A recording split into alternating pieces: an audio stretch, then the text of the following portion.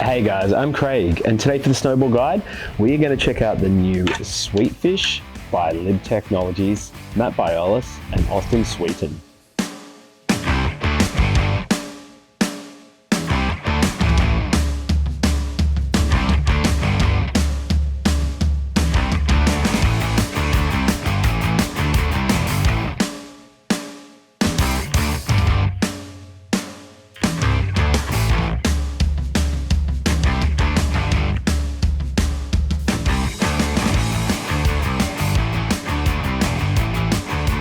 So this here is the Sweetfish, and I have been riding this in the 156.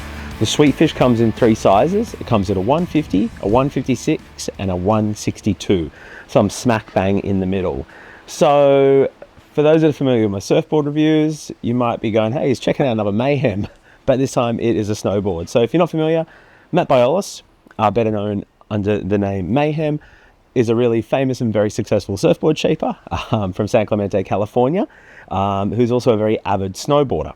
I think he spends a lot of time up at Mammoth, lots of snowboarding, and over the last few years, you're probably familiar if you're checking this out, he's done a few different collaborations with the guys at Mervin at LibTech and done a whole bunch of different boards. And this here is the Sweetfish, which is something he's done with one of Lib's top team riders, Austin Sweeten.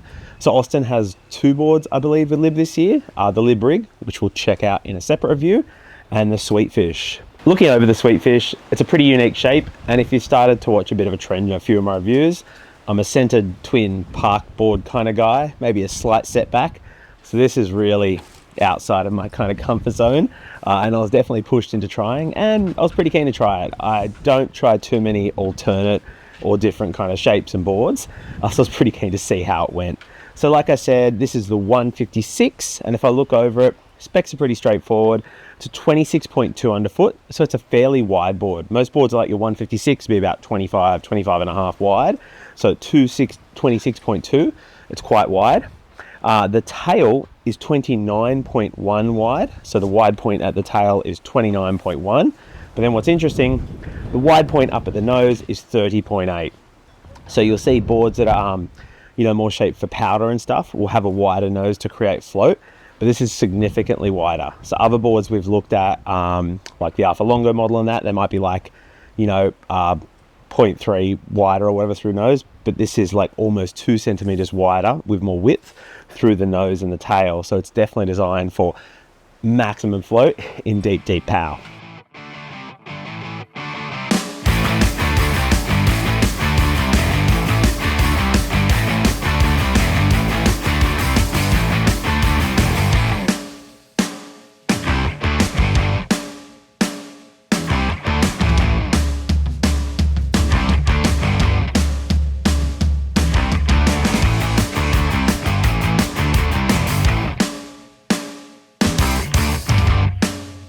While the Sweetfish might be for charging power or big lines or whatever, it also seems popular with the carving community. So I was able to borrow this as a demo from the guys at Mervin in Australia and grabbed it off someone who saw it as an epic carver. They'd put a structure in the base to make it really fast, and they had it set up for carving. So with that extra width through the nose, through the center and through the tail, you just can really put it onto a rail. You're not going to get toe or heel drag. You can really lean over and put that rail in without feeling like you're going to slide or lose your edge or whatever.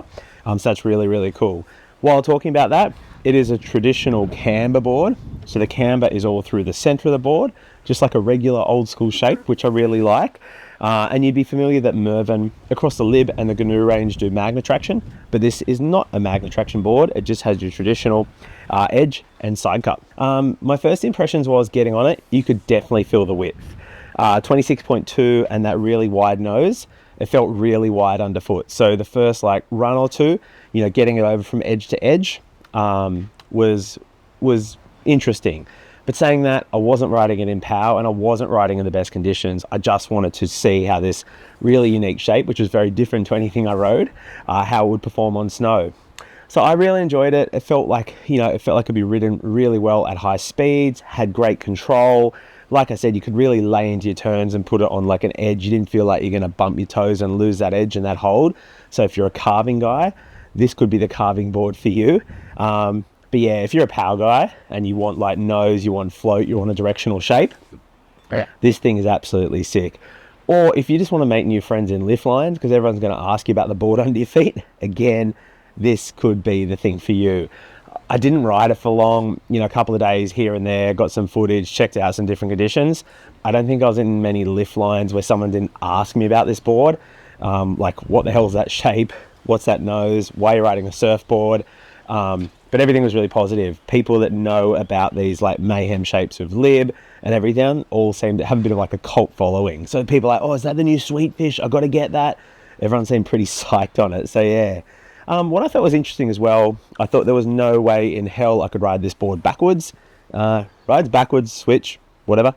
Pretty fine. You've got a pretty interesting looking tail shape. Doesn't get caught on anything really. It's got your normal kind of natural lift that you'd find on any board towards a tail. I think it's really a mental thing.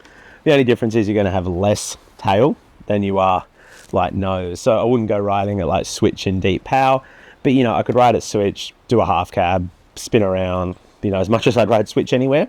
It felt completely fine. I wouldn't go and do like whole switch runs or, you know, try and do a SWAC 5 or something like that. Not that I could do it anyway. But yeah, definitely rides backwards completely fine if you want to have a bit of fun, if you're carving, spinning, hitting side hits. The thing's a whole heap of fun. Very different to everything I've checked out.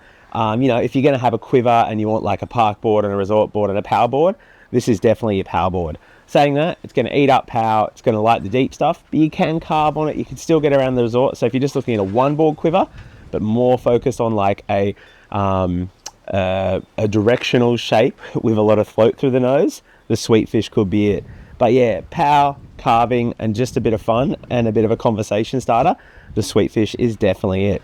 I want to thank the guys at Mervin in Australia, Marcus and everyone for the opportunity to check it out, and hopefully you get a chance to check one out too. Thanks so much for watching.